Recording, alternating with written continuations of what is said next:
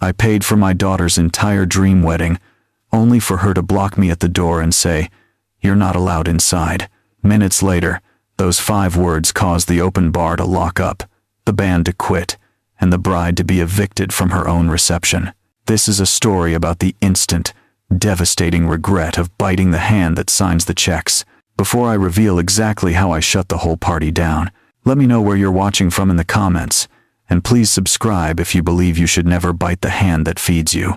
The heavy oak doors of the St. Regis ballroom reflected a man who didn't belong. I straightened my tie in the glass, but the silk felt wrong against my neck. It was too smooth. My skin was used to the rough collar of a work shirt and the grit of concrete dust that 40 years of scrubbing couldn't fully erase. I held the gift box tight against my chest. Inside was the first savings bond I ever bought for her, dated 1998, the year I started Robinson Steel, with nothing but a used pickup truck and a prayer. I took a step forward and the polished marble floor clicked sharply under my dress shoes. "Daddy, wait." The voice came from the shadows of the floral archway. Kendra stepped out. She looked like a queen in the ivory silk gown I had paid $15,000 for just last month, but her face didn't hold a smile. It held panic. "Kendra, what is it?" I asked. I moved to hug her, but she took a sharp step back. Her heels scraped against the floor. "You can't go in there."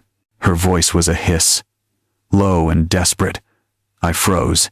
The sounds of the string quartet drifted from inside, playing a melody that cost me $4,000 an hour. "What do you mean I can't go in?" I asked. "I am the father of the bride. I paid for every fork and spoon on those tables." Kendra glanced nervously over her shoulder toward the guests mingling under the crystal chandeliers. "Andre's family is very particular," she said. "They have the senator in there. They have the partners from the law firm. And look at you." She gestured vaguely at my frame. "You look like you just came off a job site." I looked down at my hands. They were scrubbed raw, but the calluses were thick and permanent. The knuckles were swollen from decades of gripping rebar and pouring foundations. "I put on the suit you asked for," I said quietly. "It is not the suit," she snapped. "It is the aura. You don't fit the aesthetic, Dad. This is a Jack and Jill crowd. These are legacy families. You are just too loud." The word hung in the air between us. Loud. I had been quiet for 26 years. I had quietly paid for private schools in Buckhead. I had quietly written checks for Spelman tuition. I had quietly funded the condo in Midtown and the trip to Cabo and the Mercedes in the valet lot. I felt a coldness spread through my chest that had nothing to do with the hotel air conditioning. "So I am good enough to sign the checks but not good enough to eat the dinner?" I asked. Kendra sighed. She looked exhausted by my presence. "Please don't make a scene. Just go home. We will visit you next week when things settle down. Just leave the gift on the table. Andre doesn't want any friction tonight." Andre. The boy who had never worked a day in his life. The boy whose father had inherited money and lost half of it. I looked past her into the room.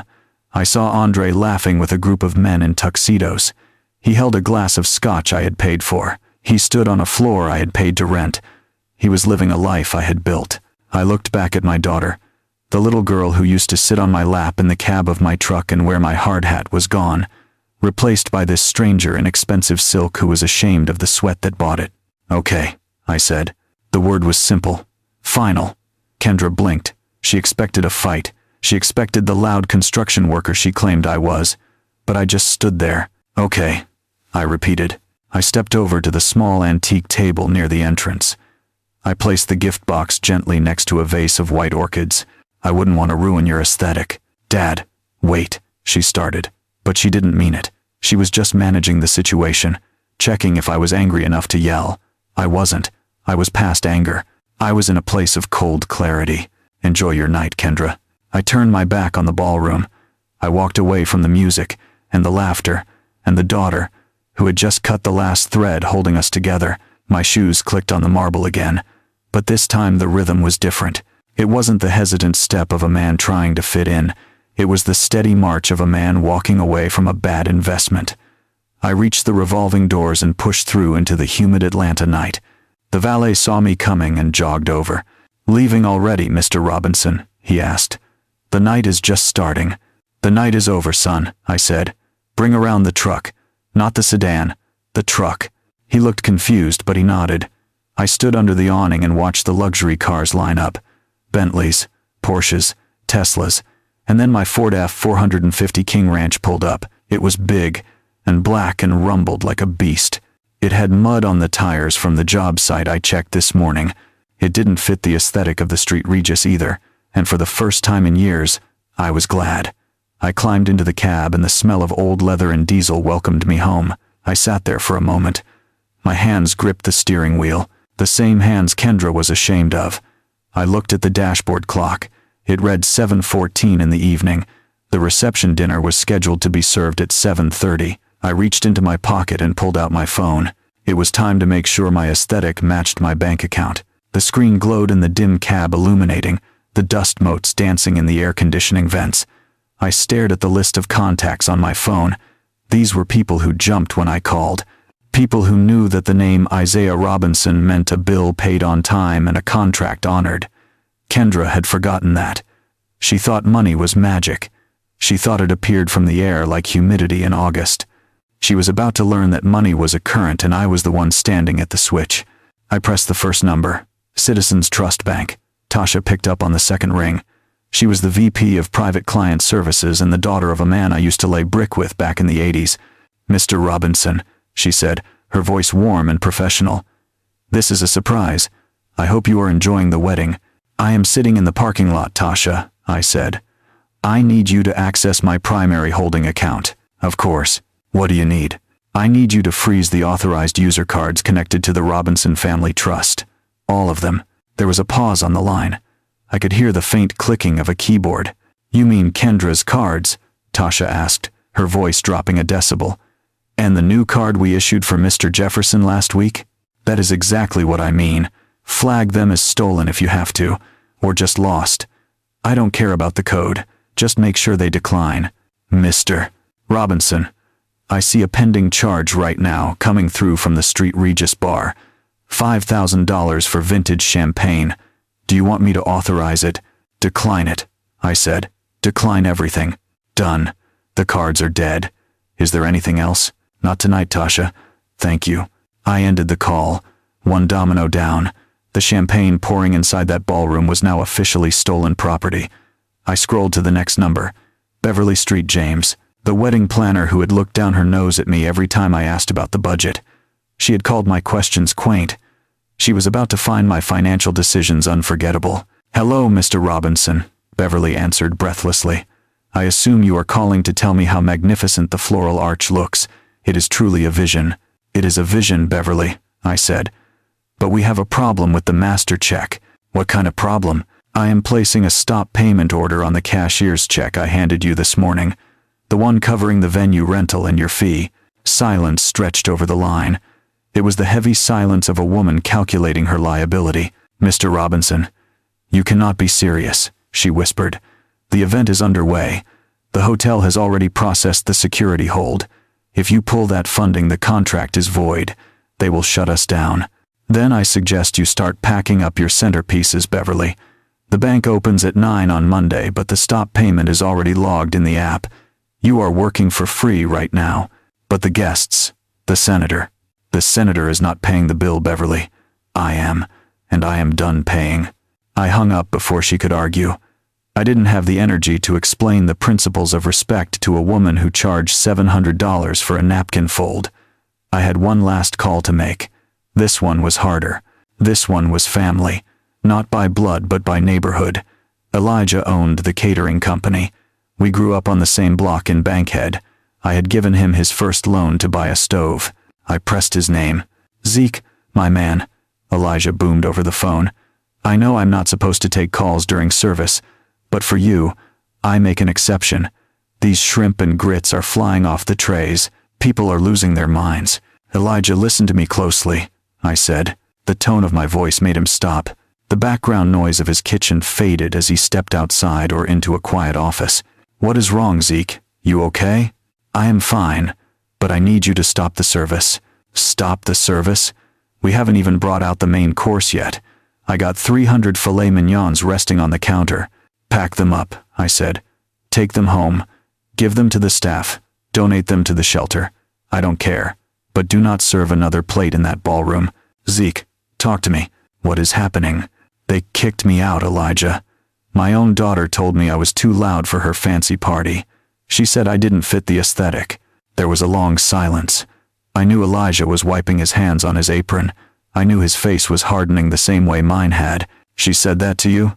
To the man who paid for the shoes on her feet? She did. So I am pulling the plug.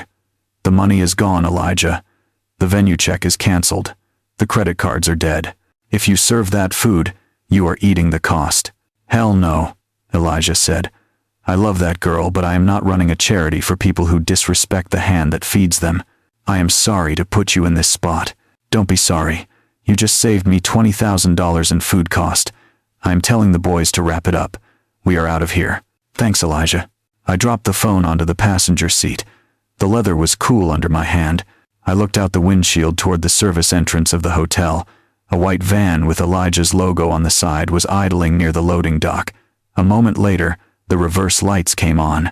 The back doors flew open, and I saw men in chef whites starting to load insulated hot boxes back into the truck. They moved fast.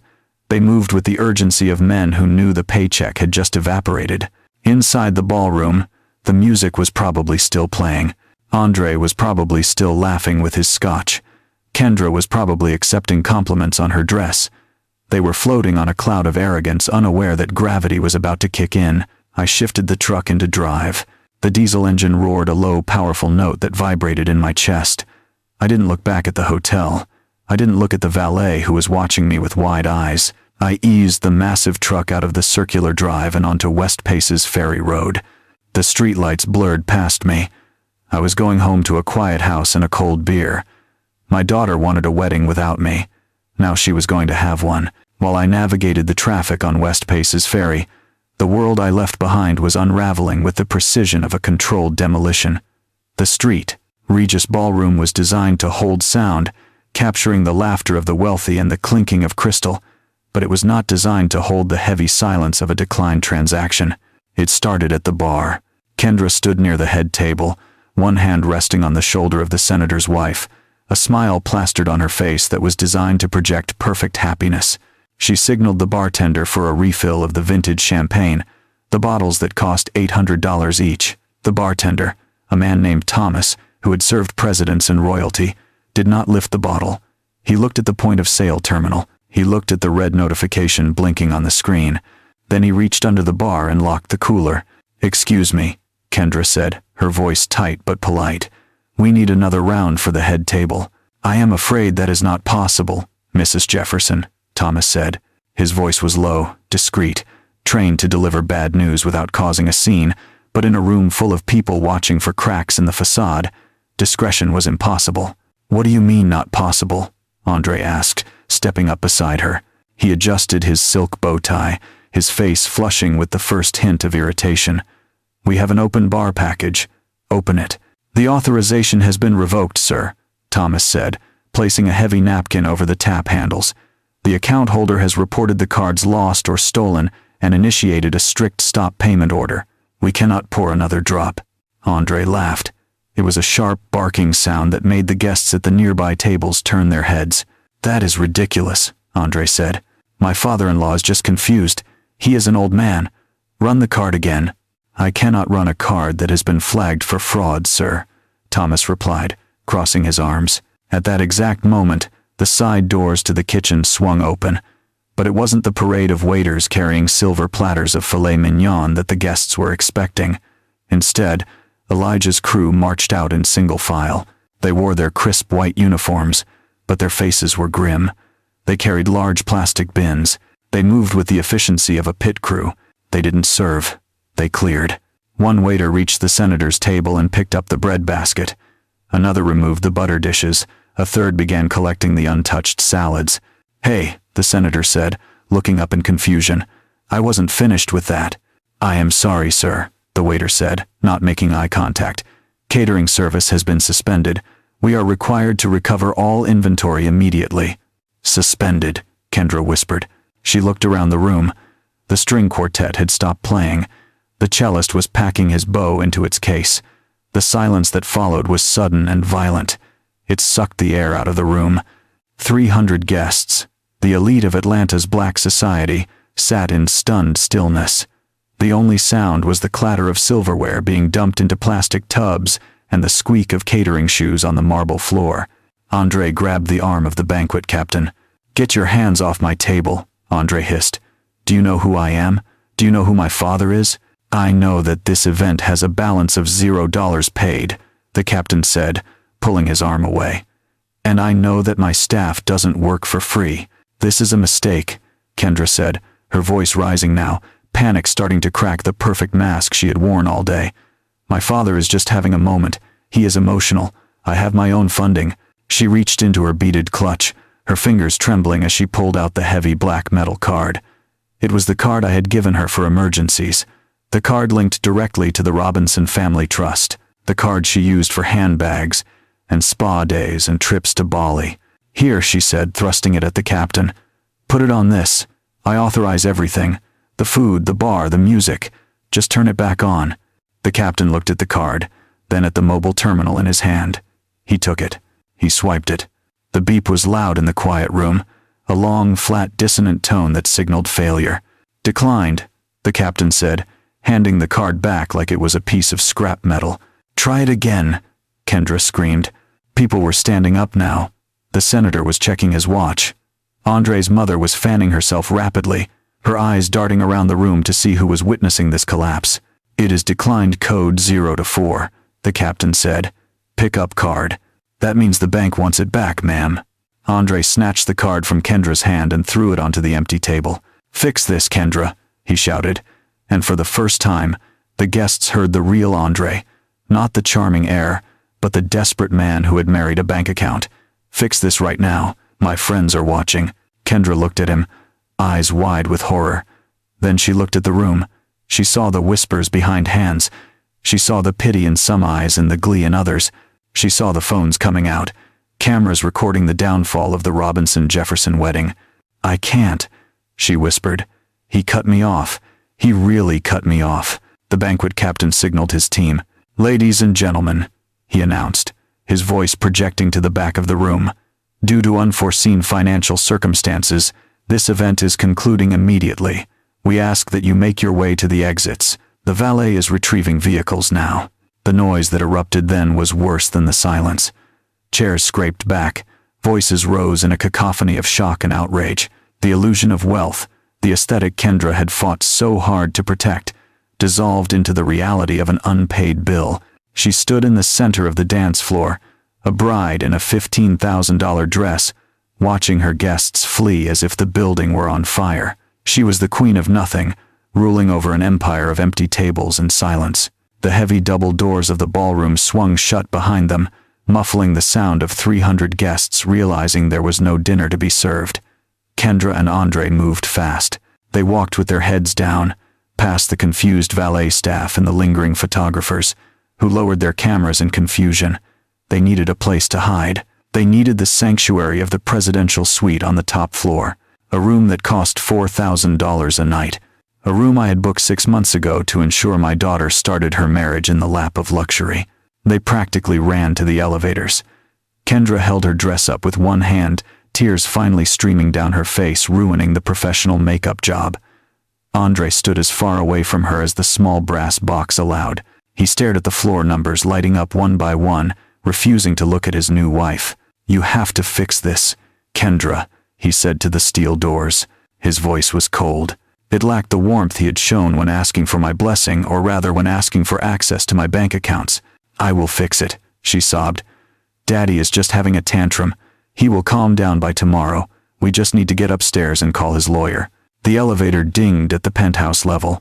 The hallway was lined with plush carpet that silenced their footsteps, but it couldn't silence the panic rising in Kendra's chest. She reached the mahogany door of Suite 1204.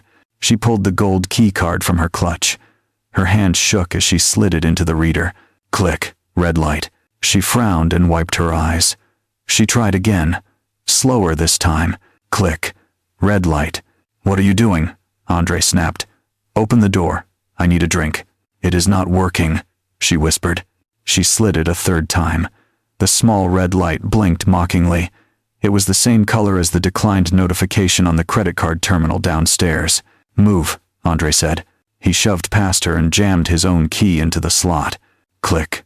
Red light. The lock remained engaged. The heavy deadbolt I had paid to keep them safe was now keeping them out. Mr. Jefferson. Mrs. Jefferson. The voice came from the end of the hallway. It was smooth and professional and terrifying. Mr. Henderson, the hotel's night manager, walked toward them. He was flanked by two large men in dark suits. Security. There seems to be a problem with our keys, Kendra said, trying to summon the arrogance that usually worked for her. Please let us into our suite. I am afraid that is not your suite anymore, Mr. Henderson said. He stopped 5 feet away, maintaining a respectful but firm distance. What do you mean? Andre demanded. We are the bride and groom. You were the guests of Mr. Isaiah Robinson, the manager corrected. Mr. Robinson has canceled the reservation effective immediately. He also revoked the credit card on file for incidentals. Canceled, Kendra gasped. But our luggage is inside. My clothes, Andre's watch collection. We have taken the liberty of packing your belongings, Mr. Henderson said. He gestured to the service elevator behind him. The doors opened and a bellman rolled out a brass cart piled high with their suitcases. They were stacked haphazardly. A Louis Vuitton bag teetered on top of a garment bag. It looked like an eviction, not a checkout. This is illegal, Andre shouted. You can't just throw us out. Actually, sir, we can, the manager said. Without a valid method of payment, you are trespassing. The room rate was refunded to Mr. Robinson 10 minutes ago. Unless you would like to provide a new card to cover the $4,000 nightly rate, plus a $5,000 security deposit right now. He looked at Andre. He waited. He knew exactly what had happened in the ballroom. He knew Andre's pockets were empty. Andre patted his tuxedo jacket. He looked at Kendra. He looked at the security guards who were stepping closer. Fine, Andre spat. Give us our bags. The bellman pushed the cart toward them. We will need you to escort the cart to the loading zone immediately, Mr. Henderson said. We cannot have guests loitering in the hallway. The walk back to the elevator was the longest journey of Kendra's life. She walked behind the cart, watching her expensive honeymoon wardrobe wobble with every bump. Andre walked ahead of her, leaving her to navigate the shame alone.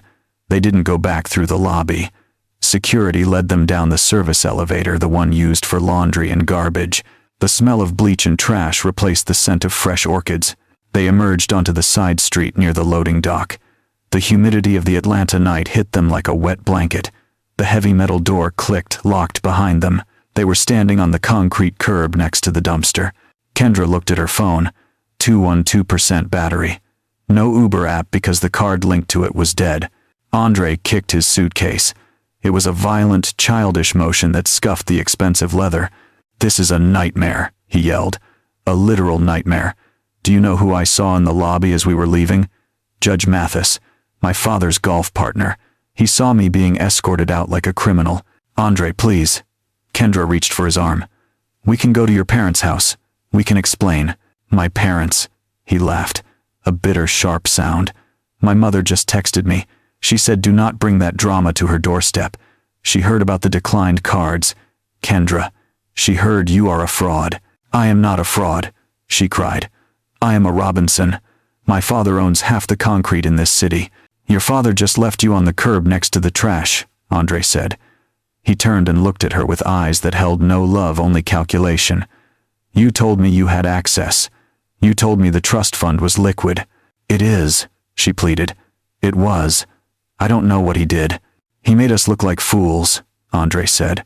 He pulled out his phone. He was calling a taxi, an old-fashioned yellow cab because he had cash in his pocket, enough for one fare. Where are we going? Kendra asked. I am going to the club, Andre said. I need to be seen. I need to spin this before the story gets out. What about me? She whispered. You. Andre looked her up and down, taking in the ruined makeup and the dress that was now dragging on the dirty sidewalk. You should probably find a payphone, or start walking. I can't be seen with you right now. Not looking like that. The taxi pulled up. Andre threw his bags in the trunk. He didn't offer to help with hers. He got in the back seat and slammed the door. Kendra stood there in the dark, watching the taillights fade into the Buckhead traffic. She was alone. Her dress was worth $15,000, but she didn't have 50 cents for a phone call. The streetlights buzzed overhead, illuminating the daughter who had everything and the woman who now had nothing. While Kendra stood on the dark curb in Buckhead, I sat in the silence of a house that was too big for one man. The only sound in my home office was the hum of the hard drive and the rhythmic tapping of my finger against the mahogany desk. I had built this desk myself. I had milled the wood from an oak tree that fell on the property during the storm of '96. It was solid. It was real. Everything in my life was built on a foundation of sweat and calculation, except for my daughter. I turned away from the window and faced the wall of filing cabinets. They were gray metal, dented in places from moves between job site trailers and corporate offices. They held the blueprints of every skyscraper foundation I had poured in Atlanta. But tonight I wasn't looking for structural drawings. I was looking for a different kind of record. I pulled open the drawer marked personal. The metal rollers shrieked a protest in the quiet room. It sounded like a scream. Inside were 26 years of manila folders. Some were thin and yellowed with age. Others were thick and bursting with recent invoices. I pulled them all out. I stacked them on the desk next to a steaming mug of black coffee. I needed to see it. I needed to quantify exactly what my love had cost. I opened a new spreadsheet on my computer. I typed the header in bold letters, the Robinson audit. I started with the education folder, the receipts from the Lovett School, kindergarten through 12th grade. I remembered writing those checks. I remembered the days I worked double shifts supervising the poor at the airport terminal just to cover the spring tuition increase, $18,000 a year back then, climbing to $30,000 by the time she graduated. I typed the numbers. The cursor blinked, swallowing the figures. Next came the Spelman College folder. Tuition, room and board. But not just room and board. Kendra couldn't live in the dorms. The rooms were too small, she said. The bathrooms were communal. So I paid for the condo in Midtown, the HOA fees, the furniture package from Restoration Hardware, because she needed the right environment to study. I picked up a receipt from 2016, study abroad program in Paris, $15,000 for a summer semester. I remembered that summer. I spent it in a trailer in Macon fighting with a general contractor over a delayed steel shipment. I ate sandwiches from a gas station while Kendra ate croissants on the Seine. I entered the number. The total at the bottom of the screen jumped. Then the transportation folder. The sweet 16 Mercedes C-Class.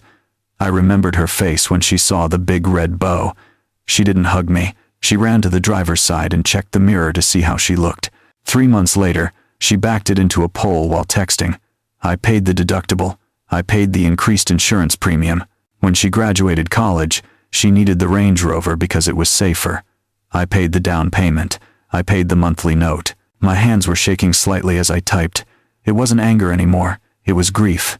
I was grieving the retirement I never took. I was grieving the fishing trips I missed, because I needed to pick up extra consulting work to pay for her lifestyle. I opened the folder marked Lifestyle. This was the thickest one. The supplementary credit card statements. The ones I paid without looking because I didn't want to fight. Neiman Marcus, Saks Fifth Avenue, the spa at the Street Regis. I saw a charge for $400 for a hair appointment. I rubbed my own head, feeling the gray stubble. I cut my own hair in the bathroom mirror with a $20 pair of clippers. I saw a charge for a dinner at Bones, $600, on a Tuesday. I typed faster. The numbers blurred. The clicking of the keyboard filled the room like a ticking clock. Vacations, the spring break in Cabo, the birthday trip to Miami, the ski weekend in Aspen, where she didn't ski but bought a $2,000 jacket to wear in the lodge.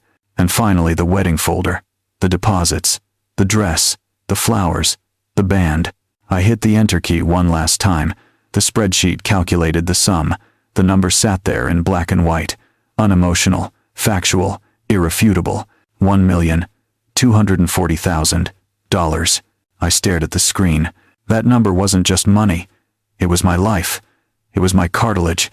It was the disc I slipped in '99. It was the weddings of my friends I missed. It was the vacations I never took with her mother before she passed. I had spent over $1 million building a person who couldn't survive a single night without my credit card. I hadn't raised a child. I had funded a liability. I looked at the photo on my desk. It was Kendra at age 5 wearing my work boots and a plastic hard hat. She looked so happy. She looked like she wanted to be like me.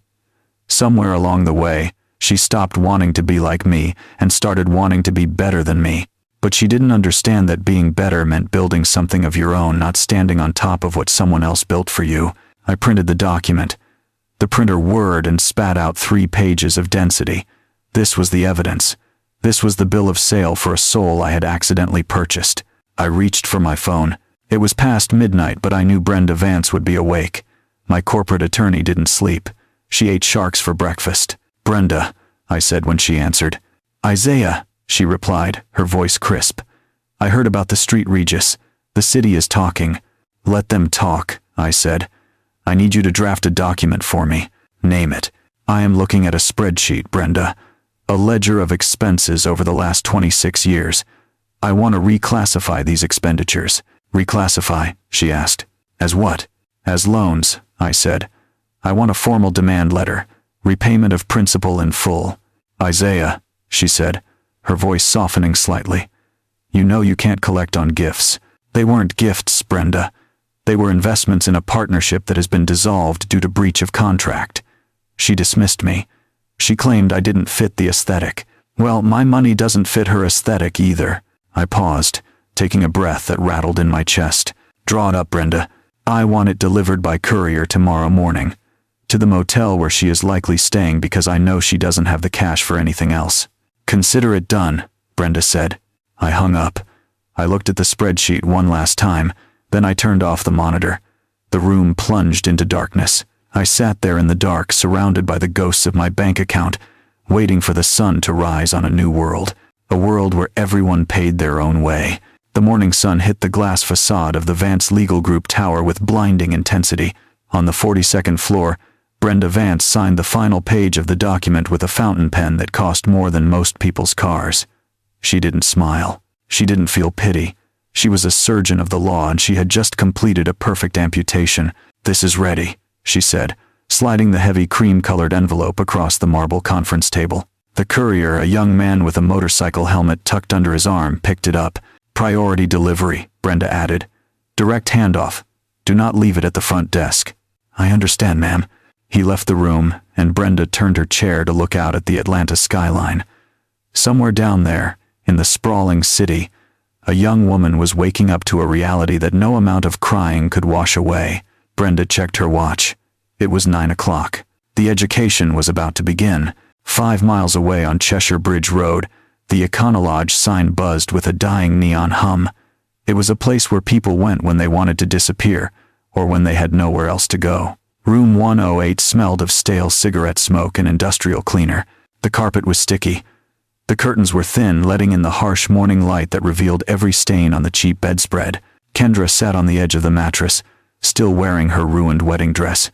The silk was wrinkled and stained with dirt from the sidewalk. Her feet were bare and blistered. She stared at the wall where someone had punched a hole in the drywall. Andre paced the small space between the bed and the bathroom. He had slept in his tuxedo trousers and undershirt. His eyes were red. His hair was messy. He looked like a man who had lost a bet with the devil.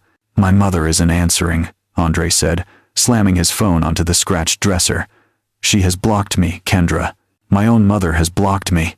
"I am sorry," Kendra whispered. Her voice was hoarse from crying. "Sorry doesn't fix my reputation," Andre snapped. He stopped pacing and looked at her. "Do you know what my boys are saying in the group chat? They are asking if I need a GoFundMe. They are laughing at me." "I will talk to Daddy," she said. "I will go to the office today. He just needs to see me. He can't stay mad forever." A sharp knock on the door made them both jump. It wasn't the polite tap of room service. It was the heavy, authoritative pound of someone who had a job to do. Andre froze. "Is it the hotel manager?" he asked. "Did the card decline for this room too?" "I paid cash," Kendra said. "I used the emergency 50 I had in my phone case. It should be fine." The knock came again, louder this time. "Delivery for Mrs. Kendra Robinson Jefferson." Andre let out a breath he had been holding. His shoulders dropped. A smile of relief broke across his face. "Delivery," he said, smoothing his hair. "It is him. It has to be him." The old man felt bad. He probably sent a check, or the keys to the house. Andre rushed to the door. He threw it open with the confidence of a man who believed the universe owed him an apology. A courier stood there holding a thick envelope stamped with the logo of Vance Legal Group. "Sign here, please." Andre scribbled his name on the digital pad and snatched the envelope. He slammed the door and turned to Kendra, holding the package like a trophy. "See," Andre said, his voice rising with excitement. "I told you." He lawyered up to send an apology, probably a settlement offer to keep us quiet. He knows he messed up. "Open it," Kendra said. But she didn't feel relief. She felt a cold knot in her stomach. She knew Brenda Vance. Brenda didn't send apologies. She sent cease and desist orders. Andre tore the seal. He pulled out the stack of documents. They were heavy, bound with a blue legal cover. He flipped past the cover page. He started reading. The smile faded from his face slowly, like water draining from a sink. His brow furrowed. His lips moved silently as he read the words. "What is it?" Kendra asked. "What does it say?" "This isn't a check," Andre whispered. He flipped another page. His hands started to shake. "It is a bill." "A bill?" Andre looked up at her. His eyes were wide with shock and fury. "It is a demand letter, Kendra. A formal demand for repayment of loans." "Loans?" she asked. "What loans?" Andre began to read aloud, his voice trembling with rage. Outstanding debt obligations. Client Isaiah Robinson demands immediate repayment of principal sum, totaling $1.2 million. Breakdown follows. Education expenses $300,000. Housing allowance $200,000. Vehicle financing $150,000. Lifestyle and travel expenses $400,000. He threw the papers onto the bed. They scattered across the dirty duvet. "He itemized your life, Kendra. There are receipts here, copies of checks. He has listed every semester of college, every car, every vacation. He is calling them loans." "That is impossible," Kendra said, reaching for the papers. "He gave me those things. He is my father." Paragraph 4. Andre pointed a shaking finger at the page. "The recipient accepted these funds with the implicit understanding of familial conduct and respect. Breach of said conduct constitutes a termination of the gift, status reclassifying all funds as callable debt." He sat down heavily on the cheap chair. It creaked under his weight. "He wants the money in 30 days, Kendra. Or he is going to file a civil suit. He is going to garnish your wages." "I don't have wages," she cried. "Exactly," Andre screamed. He stood up again, kicking the chair over. "You don't have wages. You don't have assets. You don't have anything." He walked over to her. He loomed over the bed. "I thought I was marrying an heiress. I thought I was marrying into the Robinson empire. But I married a debtor. I married a woman who owes more money than she will ever see in her lifetime. Andre, please." She reached for his hand. "We can fight this. We can get our own lawyer." "With what money?" Andre laughed. A bitter, ugly sound. "Lawyers cost money, Kendra, and you are negative $1.2 million. He grabbed his suit jacket from the hanger. He grabbed his car keys. "Where are you going?" she asked, panic rising in her throat. "I need air," Andre said. "I need to think. I need to figure out how to divorce a liability without destroying my own credit score." He didn't look back. He opened the door and walked out into the bright, hot parking lot. The door didn't slam this time. It just clicked shut, leaving Kendra alone in the silence of room 108, with the papers that proved her entire life had been a transaction she never knew she was making. She picked up the demand letter. At the bottom of the page in sharp black ink was her father's signature. It looked like the steel beams he built his life on. Unbreakable, cold, and absolutely final. The silence in room 108 didn't last long. It was replaced by the frantic buzzing of a mind that had been cornered. I sat on the lumpy mattress and stared at the demand letter. The numbers swam before my eyes. $1.2 million. My father didn't want money. He wanted to destroy me. He wanted to humiliate me because I didn't let him play the hero at my party. I looked at my phone lying on the nightstand. The screen was cracked from when Andre knocked it over, but it still worked. It was my only lifeline. I had 30,000 followers on Instagram. People who looked at my life and saw perfection. People who wanted to be Kendra Robinson. They didn't know I was sitting in a motel on Cheshire Bridge Road smelling like stale smoke. They didn't know my husband had just walked out on me. They only knew what I showed them. I wiped my face. I didn't fix my makeup. The mascara running down my cheeks looked tragic. It looked real. It looked like the face of a victim. I pulled the front of my ruined wedding dress up so the mud stains were hidden, but the expensive silk was still visible. I needed to look like a fallen princess. I opened the app. I propped the phone against the cheap lamp. I took a deep breath. Go live.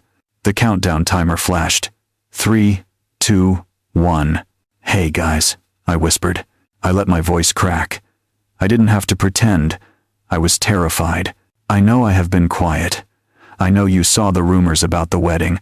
I didn't know how to tell you the truth. The viewer count started to climb. 50, 100, 300. The notifications pinged rapidly.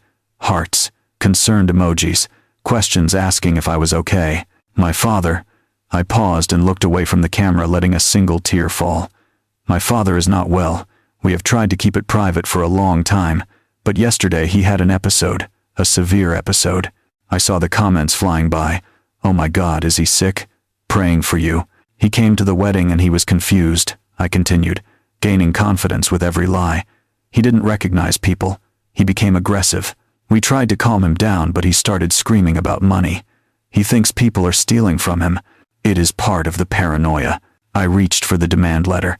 I held it up to the camera, ensuring the Vance Legal Group logo was visible but blurring the details. He sent this to me this morning. He is suing me, I sobbed. He is suing his own daughter for the money he spent raising me. He calls it a loan now. He says I owe him $1 million for being his child. The chat exploded. That is insane. That is abuse. He sounds dangerous. He cut off my cards. He kicked us out of the hotel. He left me and Andre on the street with nothing. I am sitting in a motel right now because I am afraid to go home.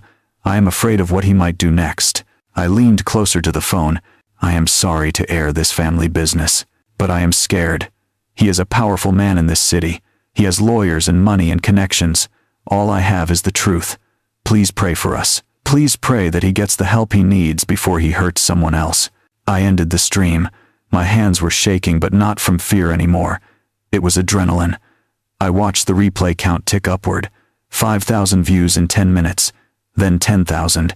My phone started buzzing with actual calls. Not creditors, friends, sorority sisters. People who had ignored me yesterday were suddenly flooding my inbox with support. Kendra, I had no idea. Your dad seems so normal, but you never know what happens behind closed doors. Do you need a place to stay? I didn't answer them yet. I let the narrative marinate. I opened the Shade Room Atlanta page. It was already there. A screen recording of my video with the caption, "Exclusive. Robinson Steel owner suffers mental breakdown at daughter's wedding. Sues child for $1.2 million. The comments were vicious. But not toward me. Men with money always think they own women. He sounds like a narcissist. Boycott Robinson Concrete. I sat back against the headboard. The knot in my stomach loosened. I wasn't the spoiled brat who ruined her wedding anymore. I was the brave survivor of a toxic father. I was the victim of financial abuse. The door to the room opened. Andre walked back in. He had a styrofoam cup of coffee in his hand. He looked defeated until he saw my face. "Why are you smiling?" he asked, placing the coffee on the dresser. "We are still broke, Kendra.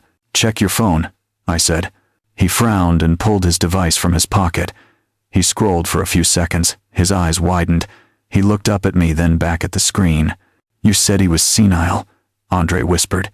"You said he was dangerous." I said what I had to say, I replied, standing up. "The narrative has changed, Andre. We aren't the villains. We are the survivors. Look at the comments. People are on our side." Andre read the comments aloud. "This poor girl. That father is a monster." He looked at me with a mixture of fear and admiration. "You destroyed his reputation," Andre said. "In 10 minutes. He destroyed my wedding," I said. "Now we are even." My phone rang again. It wasn't a friend this time. It was a reporter from the Atlanta Journal-Constitution. They wanted a comment on the allegations of financial abuse. I looked at Andre. "Are you staying?" I asked. "Or are you going to let me fight this alone?" Andre looked at the door, then at the phone, buzzing with the promise of attention and public sympathy. He straightened his tuxedo jacket. "I am staying," he said. "We need to tell our story." I swiped right to answer the call. The game wasn't over. It had just moved to a new arena. My father had the receipts, but I had the audience, and in Atlanta the audience was everything. The sun over the West Side job site was brutal even at 9 in the morning. It beat down on the freshly poured foundation of the new medical center, baking the concrete and the men who smoothed it. I stood on the scaffolding watching the pour.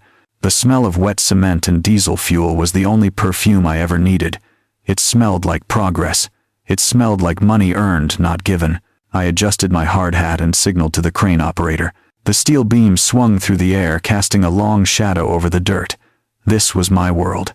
A world of physics and gravity where mistakes had immediate consequences. If you messed up the math, the building fell down. It was simple. My foreman, Marcus, climbed up the ladder to join me. He had been with me for 15 years. He was a man of few words who usually communicated with nods and hand signals. But today he wasn't looking at the steel. He was holding his phone. His face was gray under the brim of his helmet. "Boss, we have a problem," Marcus said. I didn't take my eyes off the load. "Is the mix wrong, Marcus?" I asked. "Did the inspectors flag the rebar?" "It is not the job, boss. It is you." I turned then. Marcus held the phone out. The screen was cracked and dusty, but the image was clear. It was Kendra. She was crying. The caption underneath read, "Robinson Steel owner mentally unstable. Daughter flees abuse." I watched the video in silence. I listened to my daughter tell the world that I was having episodes, that I was paranoid, that I was a danger to myself and others. She looked so convincing. The tears seemed so real. She was using the acting classes I had paid $4,000 for to destroy the very business that paid for them. "She says you have dementia, boss," Marcus said quietly. "The guys are talking. They are worried about their paychecks. Tell them to get back to work," I said, my voice steady despite the tremor in my hands. "My mind is fine, Marcus. My daughter is the one who is confused." I handed the phone back, but the damage was already traveling faster than the fiber optic cables could carry it. My own phone vibrated against my hip. It wasn't a text. It was a call from the City of Atlanta Public Works Department. "Councilman Davis." I answered. "Isaiah," the councilman said. His voice was tight. He didn't ask how I was. He didn't ask about the fishing trip we had planned for next month. "Councilman," I said.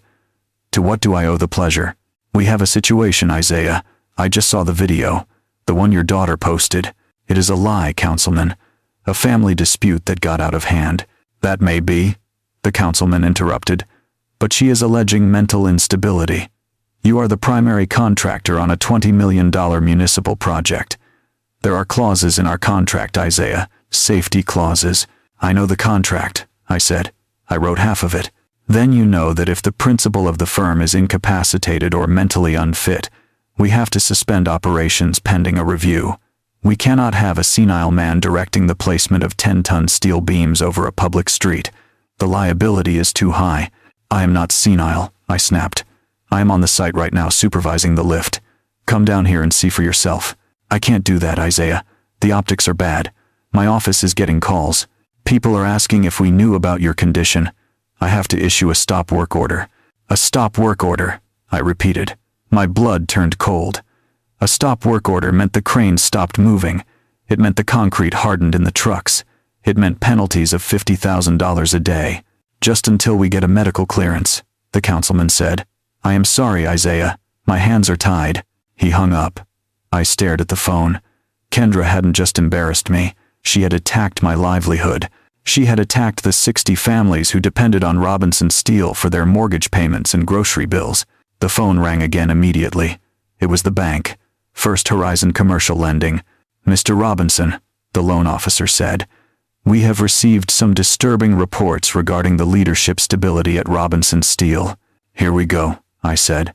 "Under the terms of your revolving line of credit, any material change in management capacity triggers an automatic freeze. We are locking the payroll account effective immediately until a competency hearing can be established." "You are freezing payroll?" I asked. My voice rose. "I have 60 men on this site. They get paid on Friday. You cannot freeze their money because of an Instagram video. It is risk management, Mr. Robinson. We cannot lend millions to a company run by a man who is allegedly suffering from dementia. We need to protect our assets." "You are going to starve my workers to protect your assets," I shouted. "I am sorry, sir. The freeze is active. Good day." The line went dead. I lowered the phone. The noise of the job site seemed to fade away. The jackhammers, the diesel engines, the shouting men, it all sounded distant. I looked at Marcus. He was watching me.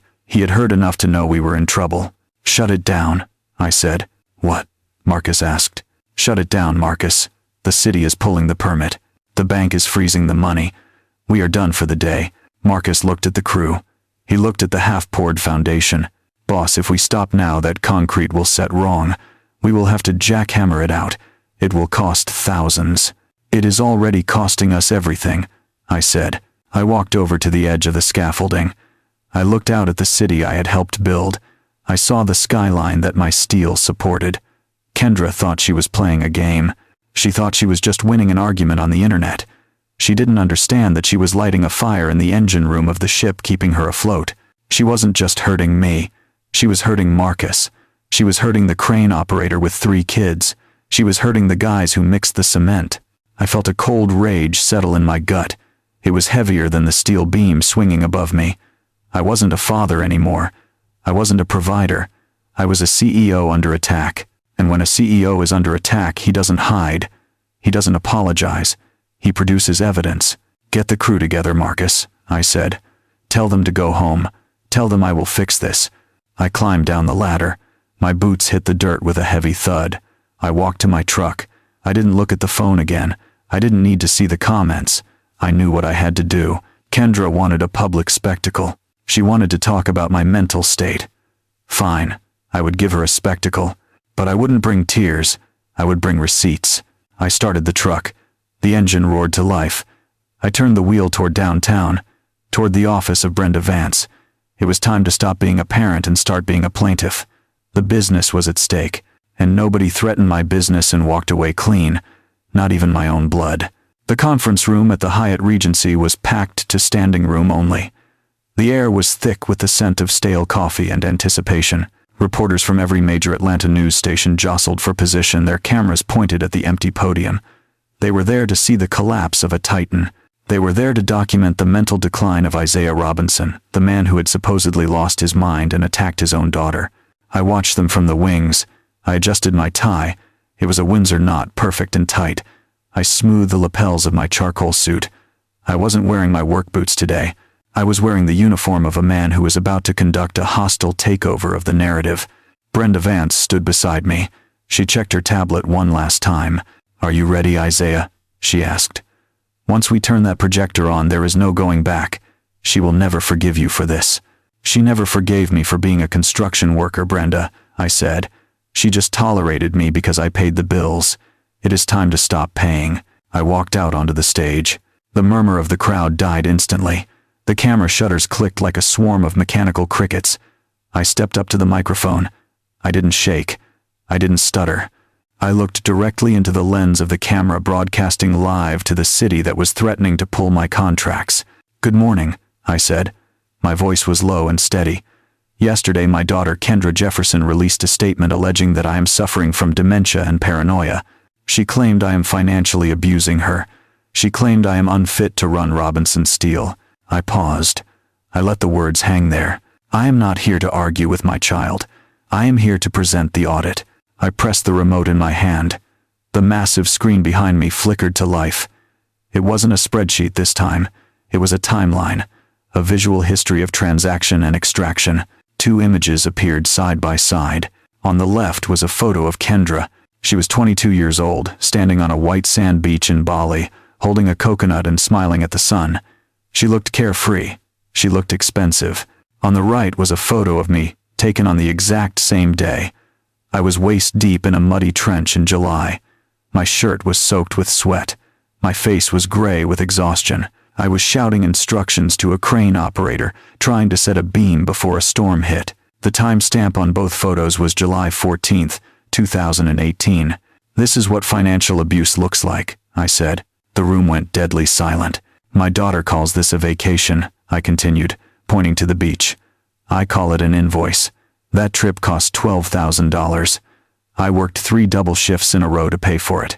I missed my own brother's birthday dinner to ensure the check cleared." I clicked the remote again. A new slide appeared. A screenshot of a text message thread. "Kendra, Dad, I need $5K fast. Andre wants to go to VIP at the club." "Me, I don't have it liquid, honey. Payroll is tight this week." "Kendra, you always say that. Just move it from the business account. Don't be cheap. It makes us look bad." A collective gasp went through the room. The reporters were typing furiously. "She calls me cheap," I said. "She calls me paranoid because I worry about payroll. But here's the reality." I clicked again. An audio file icon appeared. "This is a voicemail from 3 days before her wedding," I said. "Listen closely." I pressed play. Kendra's voice boomed through the high-quality speakers. It was sharp and demanding. "Dad, you need to upgrade the wine package. The one you picked is embarrassing. Andre's friends know the difference between reserve and table wine, and please buy a new suit. You look like a janitor in that old gray one. Just fix it. I don't want to have to explain you to people." I let the silence stretch after the recording ended. I looked at the reporters. I looked at the camera that I knew Councilman Davis was watching. "Does that sound like a woman afraid of an abusive father?" I asked. "Or does that sound like a woman angry that her employee is not performing to her standards?" I stepped out from behind the podium. I walked to the edge of the stage. I am 62 years old. I have poured the foundation for the building we are standing in right now. I have employed hundreds of men and women in this city. I have never missed a payroll. I have never defaulted on a loan. I pointed at the screen where Kendra's face still smiled from the beach in Bali. My only crime was loving my daughter too much. My only mental instability was believing that if I gave her everything, she would eventually learn the value of something. I was wrong. I turned back to the microphone. "To the City of Atlanta and First Horizon Bank, I am releasing my full medical records today. I have been cleared by 3 independent neurologists this morning. I am sane. I am capable. And I am collecting a debt." I signaled Brenda. She handed a stack of bound documents to the front row of reporters. "These are copies of the wire transfers," I said. "The tuition, the cars, the rent, the vacations. It totals $1.2 million. This is not abuse. This is arithmetic." I looked into the camera one last time. "Kendra, if you are watching this, the bank of Dad is closed. The liquidation sale has begun." I walked off the stage. The room erupted. Questions were shouted. Flashes blinded the air. But I didn't stop. I walked straight to the exit where Marcus was waiting for me. He had a grin on his face that split his beard in two. "That was biblical, boss," Marcus said, holding the door open. "It was necessary, Marcus," I said. I checked my phone. The stop work order from the city had been lifted via email 2 minutes ago. The bank manager had sent a text asking for a lunch meeting to apologize. The business was safe. The reputation was restored. But as I walked out into the bright Atlanta afternoon, I felt a heavy sadness in my chest. I had won the war, but I had lost the girl. The truth was a powerful weapon, but it left a lot of wreckage in its wake. The live stream ended, but the silence in room 108 was louder than the applause had been. I sat on the edge of the cheap motel bed, staring at the black screen of my phone. The reflection staring back at me wasn't the victim I had pretended to be. It was the face of a woman who had just been exposed as a fraud in high definition. The comments on my Instagram post were changing in real time. 10 minutes ago they were filled with heart emojis and prayers. Now they were scrolling so fast I couldn't read them all, but I saw the words: janitor suit, ungrateful, gold digger, 1.2 million. Someone had posted a screenshot of the Bali receipt next to the photo of my father in the trench. The caption read, "She was drinking coconuts while he was drinking mud." It had 40,000 likes in 5 minutes. The hashtag number Team Isaiah was trending #1 in Atlanta. Andre paced the small room like a trapped animal. He wasn't looking at me. He was looking at his own phone, scrolling through Twitter with manic intensity. "They are posting the voicemail, Kendra," he shouted. His voice cracked. "They are remixing it. Someone put a beat behind you calling your father a janitor. It is going viral on TikTok." He turned the phone toward me. I saw my own face distorted by a filter with the audio playing on a loop. "You look like a janitor. Just fix it." The sound of my own arrogance cut through me like a knife. It sounded different when I said it in private. Broadcast to the world, it sounded like hate. "I didn't mean it like that," I whispered. "I was just stressed. I wanted him to look nice." "You sounded like a monster," Andre spat. "And now I look like the monster's husband." His phone pinged with an email notification. It was a distinctive chime, the one he had set for high-priority contacts. He froze. He looked at the screen. All the color drained from his face, leaving him looking ash-gray. "What is it?" I asked. "It is the Society Board," he said. "The Jack and Jill Gala Committee." He read the email aloud, his voice trembling. "Dear Mr. Jefferson, In light of recent public disclosures regarding the Robinson family financial controversy and the conduct demonstrated in the released recordings, the board has voted to rescind your invitation to the Winter Gala. We feel your presence would be a distraction from our mission of community uplift. He dropped the phone on the bed. They disinvited us. My family has had a table at that gala for 30 years. My grandfather founded the scholarship fund, and they just kicked me out via email. It is just a party, Andre, I said, reaching for his arm. It is not just a party, he yelled, pulling away from me. It is access. It is my network. It is my future. You don't understand because your father bought your way into rooms. My family had to build their reputation brick by brick, and you just took a sledgehammer to it. My phone started ringing then. It wasn't a friend. It wasn't a reporter. It was the one person I had been dreading. Sarah Jefferson, Andre's mother. Andre looked at my phone vibrating on the nightstand. He looked at me with pure terror. Don't answer it, he said. I have to, I whispered. Maybe she can help us. Maybe she understands.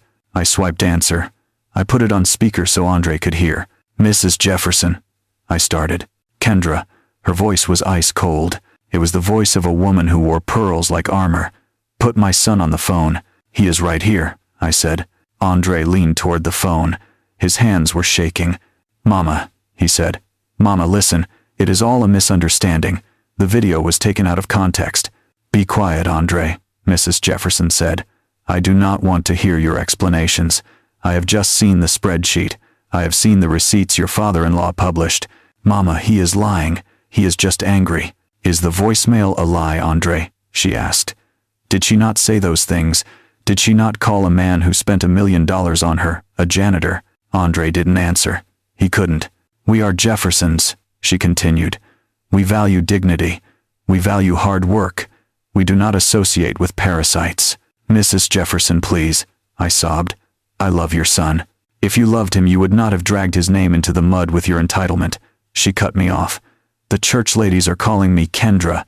The pastor is calling me. Do you know how humiliating it is to have the deacon ask if my daughter-in-law is a fraud? Mama, what do I do? Andre asked. He sounded like a little boy. You come home, Andre, she said. We will come home right now, I said. We will pack our bags. Not we, Mrs. Jefferson said. Her voice was final. Just Andre. You are not welcome in my house, Kendra. Not until you have settled your debts and cleared your name. I will not have reporters on my lawn looking for the woman who sued her own father. But we are married, I cried. Then he can stay with you at that motel, Mrs. Jefferson said. But if he wants to have a future in this city, if he wants to keep his trust fund, if he wants to remain a Jefferson, he will come home alone, tonight. The line went dead. The silence that followed was suffocating. I looked at Andre. He was staring at the phone. He was staring at the choice his mother had just laid out for him. On one side was his wife, the woman he had promised to love for better or worse. On the other side was his legacy, his money, and his mother's approval. He looked up at me. I saw the calculation in his eyes. I saw him weighing the cost of loyalty against the price of comfort. I saw him look at my stained wedding dress and my messy hair and the motel room walls. I waited for him to say he chose me. I waited for him to say we would fight this together. I waited for the husband I thought I married to show up, but Andre didn't say anything. He just reached for his suitcase. He walked over to the closet and took out his tuxedo jacket. He brushed a piece of lint off the lapel. Andre, I whispered. He didn't look at me. He zipped the bag. The sound was loud and harsh in the small room. It sounded like the end of the world. The sound of the zipper cutting through the silence of room 108 was the loudest thing I had ever heard. It sounded like a body bag closing. Andre moved with a terrifying efficiency that I had never seen in him before. He wasn't packing like a husband leaving for a business trip. He was packing like a crime scene cleaner removing the evidence. He threw his silk ties into the leather suitcase. He swept his silver cufflinks off the dresser into his pocket, not caring that they scratched against his phone. He grabbed the bottle of Tom Ford cologne I had bought him for our 3-month anniversary, leaving only a ring of dust on the cheap motel veneer. Andre, please, I whispered. My voice sounded small and broken like a child waking up from a nightmare. You don't have to do this. We can figure this out. He didn't look at me. He walked into the bathroom and grabbed his toothbrush and his razor. He left my toiletries sitting there, the expensive face cream, the designer perfume. He left them like trash. I ran to the door and stood in front of it, blocking his exit. I was still wearing the ruined wedding dress. The hem was gray with dirt. The bodice was stained with tears. I must have looked like a ghost haunting a place where happiness used to live. "You can't just leave," I said, pressing my hands against the wood. "We made vows, Andre. For better or for worse. This is the worst part. This is when it counts." He stopped then. He stood 3 feet away from me, holding his bag. He looked at me, but his eyes were empty. The warmth was gone. The adoration was gone. Even the anger was gone. There was only a cold calculation left. "For better or for worse applies to a marriage, Kendra," he said. His voice was flat and smooth like glass. "This wasn't a marriage." "What are you talking about?" I asked. "I am your wife." "No," he said, shaking his head slowly. "You were an investment. I thought I was merging with the Robinson empire. I thought I was marrying a woman who came with a legacy and a line of credit." He took a step closer, and the smell of his cologne, the one I bought him, made me sick. "You sold me a lie, Kendra. You walked around with that black card acting like you owned the city, but you didn't own anything. You were just an authorized user, and now the authorization is revoked." "I can fix it," I pleaded. I reached for his hand, but he pulled it away as if I were contagious. "I will talk to Daddy. I will apologize. I will do whatever it takes to get the money back." "It is too late," Andre said. "I saw your father on that stage. I saw the look in his eyes. He isn't playing a game. He is done. He cut the cord, and without that cord you are just a drowning woman trying to pull me down with you." He looked at his watch. It was a Rolex I had given him for his engagement gift, paid for by the Robinson Family Trust. "My mother is waiting," he said. "The car is downstairs." "But where will I go?" I cried. "I don't have any money. I don't have a car. Andre, I don't even have shoes." "That sounds like a you problem," he said. He reached for the door handle. I didn't move. He looked at me with a sneer that twisted his handsome face into something ugly. "Move, Kendra. I am your liability," I whispered, remembering the demand letter. He laughed. It was a sharp, cruel sound. "That is the most honest thing you have said all week," he said. "I married potential. You are a liability. And the Jeffersons don't carry bad debt." He shoved me aside. Not hard enough to bruise, but hard enough to show me that I meant nothing. I stumbled back against the dresser. He opened the door. The humid air of the parking lot rushed in, mixing with the stale smoke of the room. "The room is paid for until 11 a.m. tomorrow," he said over his shoulder. "My mother calls it severance." He walked out. He didn't look back. He didn't hesitate. He walked toward the future that his mother had promised him, leaving the past behind in a motel room on Cheshire Bridge Road. The door clicked shut. I stood there for a long time, staring at the wood grain. I listened to the sound of a car engine starting outside. I heard tires crunch on gravel. I heard the vehicle accelerate, fading into the noise of the Atlanta traffic. I ran to the window and pulled back the dirty curtain. I saw the taillights of a black Lincoln Town Car disappearing around the corner. He was gone. I turned back to the room. It felt massive now. The space where Andre had stood was empty. The silence was absolute. No phone ringing, no notifications, no music, just the hum of the air conditioner and the terrified beating of my own heart. I looked at the demand letter still lying on the floor where Andre had dropped it. $1.2 million. I looked at my purse sitting on the unmade bed. I walked over to it. My legs felt heavy like they were filled with concrete. I opened the bag. I took out my wallet. It was empty.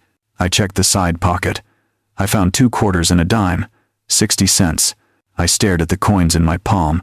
They were cold and hard. 60 cents.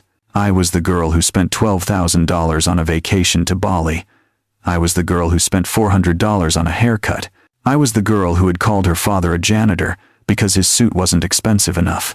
And now I was the girl with 60 cents and a husband who had just liquidated our marriage. My stomach rumbled, a deep, painful growl.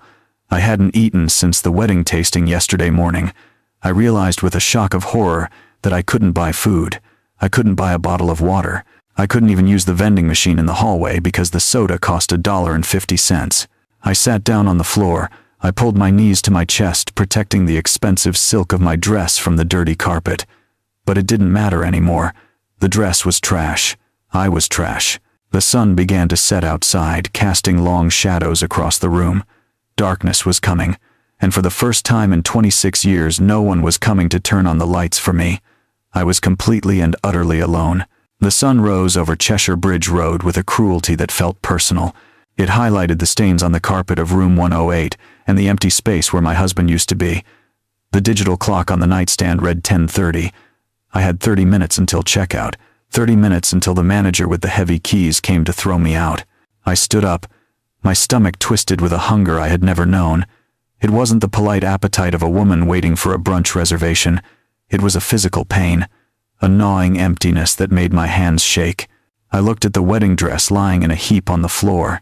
It was a ruin of silk and lace, a $15,000 rag. I stepped over it and put on the only other clothes I had, the sweatpants and t-shirt I had worn while getting my hair and makeup done yesterday morning. I picked up my purse. It was light, empty except for the 60 cents. And one other thing. I looked down at my left hand. The diamonds sparkled in the shaft of sunlight coming through the dirty window. 3 carats. Platinum band. Andre had told me it cost $50,000. He had told me it was an investment in our future. Now it was the only thing standing between me and starvation. I walked out of the motel room leaving the keycard on the unmade bed. The humid air hit me instantly. I started walking. I didn't know where I was going, but I knew I needed cash. I found a pawn shop 3 blocks away. It wasn't the kind of place Kendra Robinson visited.